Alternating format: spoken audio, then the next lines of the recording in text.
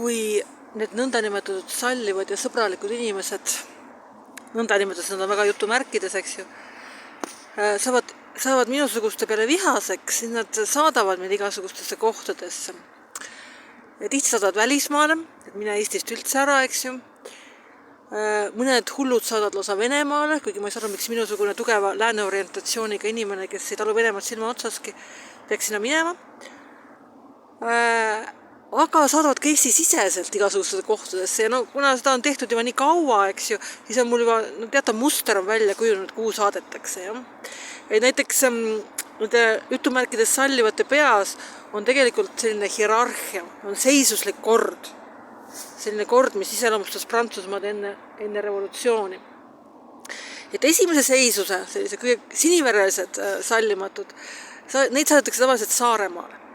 Et minge Saaremaale. Võib-olla see natukene vähem, eks see teine seisus, mitte siis kõrgaadena, vaid juba tavaliselt aadlikud ja maadlikud. Neid saadetakse Hiiumaale, et päris Saaremaa ei ole, aga enam-vähem, eks, enam-vähem. Aga kuhu saadetakse siis neid kolmanda seisuse ehk minusuguseid ja võib-olla isegi, ma ei tea, eluheidikuid ka. Et meid saadetakse siis tavaliselt Võru linna, kuskile Võrumaale. Ja ma tajusin paar päeva tagasi, et ma olen küll ülikoolis lõuna-eesti keele kursuseid võtnud ja isegi mõnda lõuna-eesti keelset raamatut natuke lugenud, aga ma pole kunagi Võrus käinud. Ma ei olnud, kuna ma praegu istun Võrus ja ma ei tea täpselt, kus ma olen. Mis keskuses kuskil siin on 2 kirikut paistab ja Võru gümnaasiumist läksin mööda ja ma arvan, see on mingi keskväljak, aga ma ei ole kindel.